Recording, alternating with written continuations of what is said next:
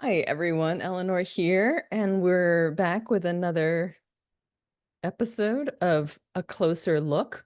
We're going to look at a room designed by interior designer Douglas Mackie, and let's just jump right in.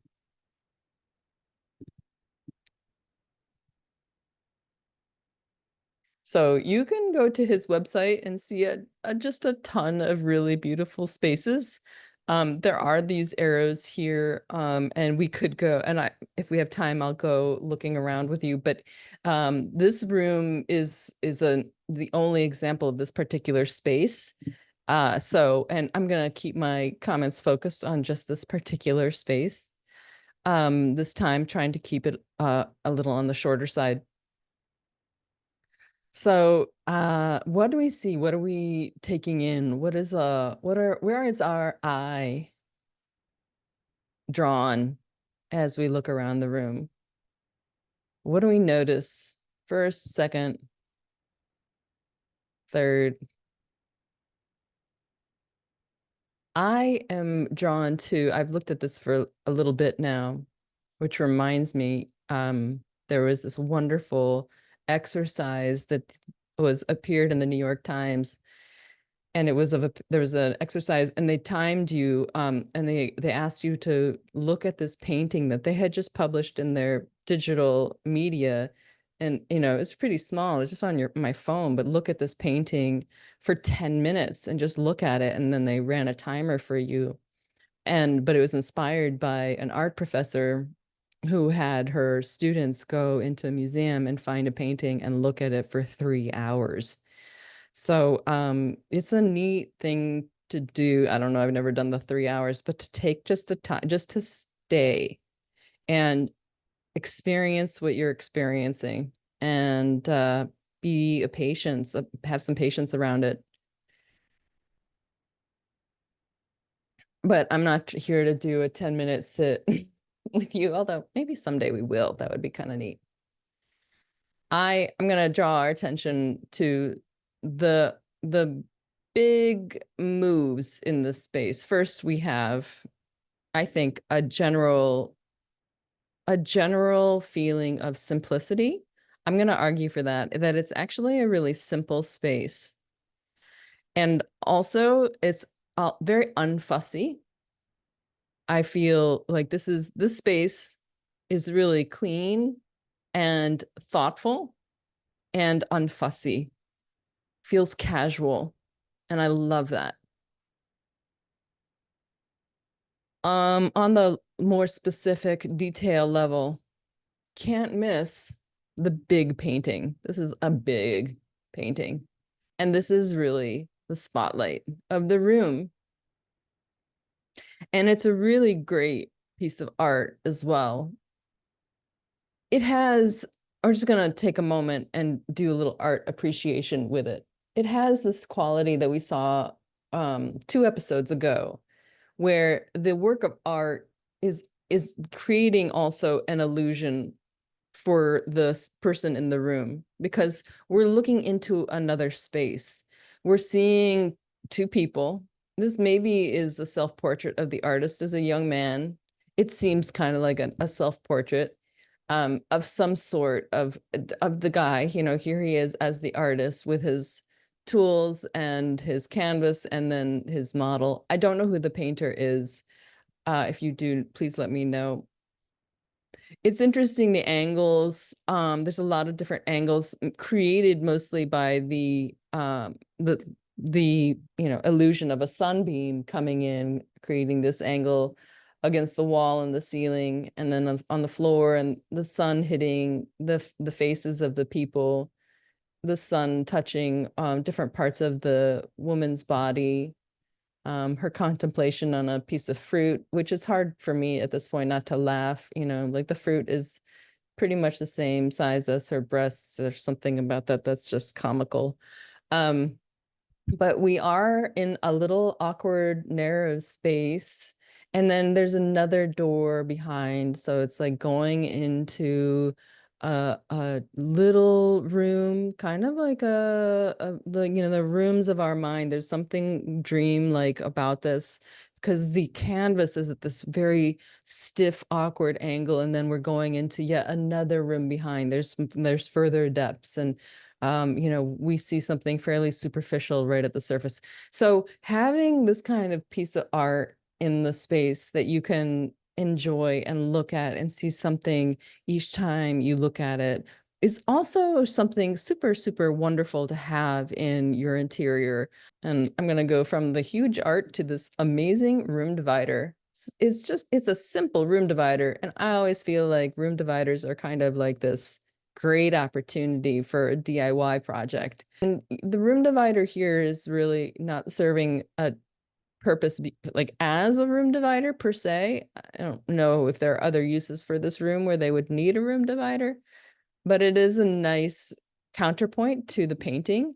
It's in the similar color palette, and we'll talk about the color palette in a moment. It also has these different angles to it, which is really neat. Adds this like these different layers of light and color into the space. It's attractive to the eye that way. It brings my eye over to it because I'm noticing the way the light is playing on these subtle textures, subtle color variations. The color palette here is a complementary color palette, two colors opposite each other on the color wheel, and I happen to have my color wheel right here. And we're looking at a red, orange, blue, green color palette. Some of the red, orange is more saturated and some of it is more desaturated, like on the rug. The chairs, the pillows are more saturated. The rug is less saturated. Some of the blue, green is more green, blue, like we see in the painting. Maybe that's even more green. With all this blue green nearby, they all just sort of work together without matching perfectly, but I can see that they have relationships, which is just, makes my color theory heart go wild. So then the other big thing in here is, of course, the tree and the other tree. Two big things, which are the trees.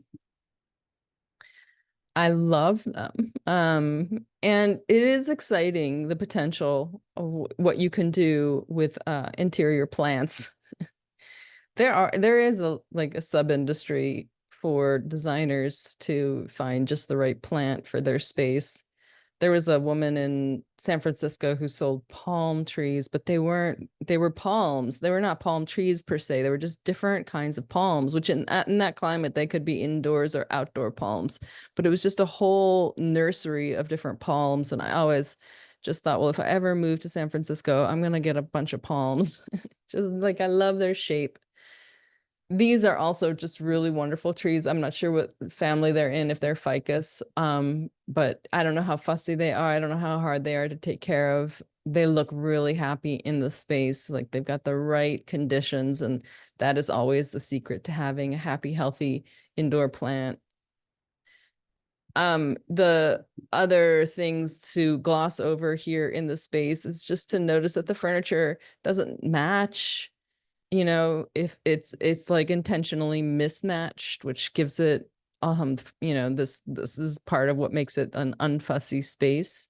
It's ample. There's plenty of seating. You can have such a nice gathering here.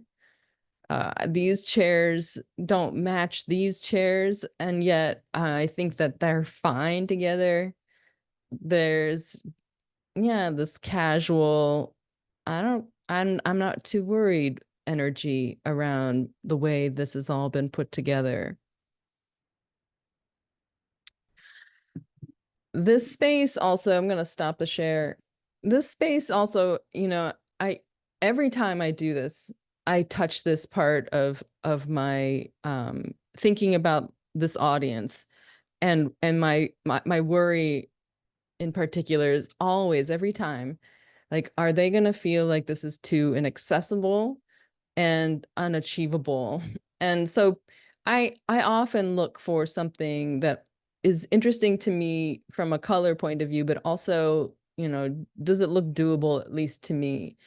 And do I think it would be doable for anyone? And this is a particular space that just speaks to me like, this is the part where like you meet the potential of design to make a really thoughtful space that is off the shelf. You don't need a whole bunch of custom tradespeople, custom bespoke access to the just right, $800 a yard textile. Um, this is a doable interior. At the same time, it has been staged, like I mentioned before. The surfaces are clean. You don't see cords. You don't see the flotsam of daily life. And I want to say that this is also doable. And I really love having clean surfaces. Once in a while it happens. You can see a clean surface behind me. This space is, I'm in my office, and I do try to keep this mostly clear of clutter, but I'll be honest, what you can't see off camera is that in fact I have a lot of like weird flotsam here. So, it's definitely happening. Also, okay. So, I'll stop. But anyhow, so how we approach it is our choice. And I have been thinking a little bit lately because I'm exploring a marketing idea to amplify my program to get more ears tuned in to the Rightsizing with Design program, how this is a good program for people living in smaller spaces, particularly row houses, of which we have many here on the East Coast. These are really constrained spaces. They're also super efficient. There was something really brilliant about their design when they emerged, which was first in Amsterdam as the canal houses. They were also sort of one of the early prototypes for the single family home. This was a model that was adopted right when modern Europeans, not modern, but Europeans were realizing like there was enough wealth in the society that the middle class, what was considered the middle class, no longer had to live in the great houses of the very wealthy, but they could live with themselves. And the middle class at the time were the merchant class. They could keep to a nuclear family. Often it also meant having an extended family in there, and then they could also run their business in there. And these were row houses. And so these were places that were not super large. They were stacked and they were narrow, and they had light coming in one side. And some of it was for their work, and some of it was for family and, family use and privacy. And they had a different approach than we do to things, to furniture, to clothes, to just shopping, that all of that was not part of their culture. That's part of our culture. So if you feel like you're struggling with that part of our culture that exists, and which I do, I have to really orient myself in a very intentional way to not buy something, to not buy things habitually, or just bring them home, even if they're free, Um, one of the things I got so excited about landing on the idea of right-sizing with design before I put the program together was how you could combine the ideas, practices, the step-by-step process of interior design with the intentionality of creating an organized, clutter-free, simplified interior. And for people who are downsizing as elders, people who are trying to age in place, people who are empty nesters and they want to transform their space, like having this format really makes a lot of sense. But it also makes a lot of sense for anyone living in a row house, anyone who lives in a smaller space and has, competing needs. A family of four living in a 2-bedroom house, that would actually also feel pretty crowded if you weren't being pretty intentional around what was brought into the house.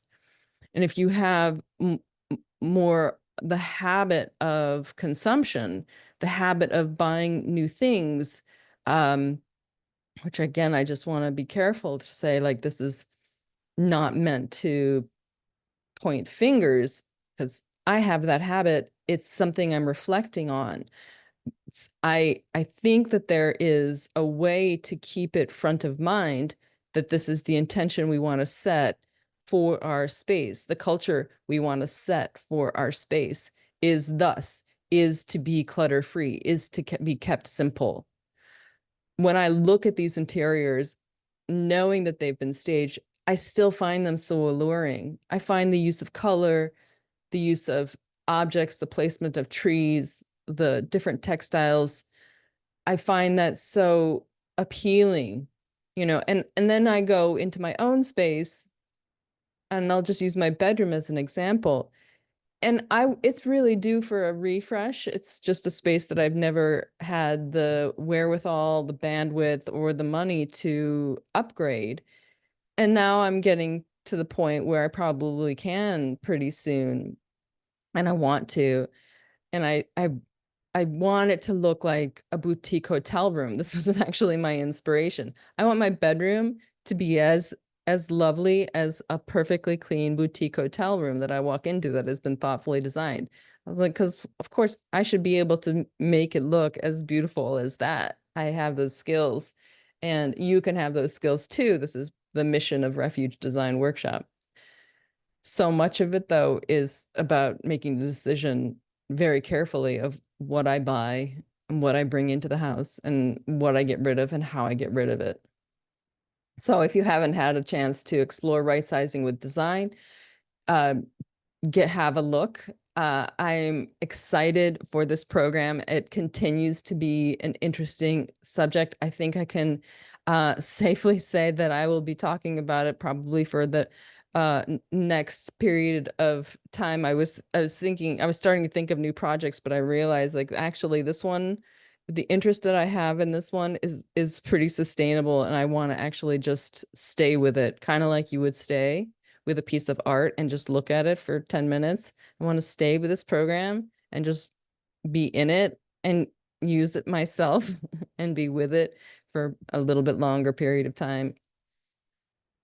As always, let me know if you have any questions. I welcome your comments. And if you know anyone who would be interested in engaging this conversation and participating in the Substack version of Refuge Design Workshop or learning about right sizing with design, please pass on the word. Let them know what you know about what I'm doing.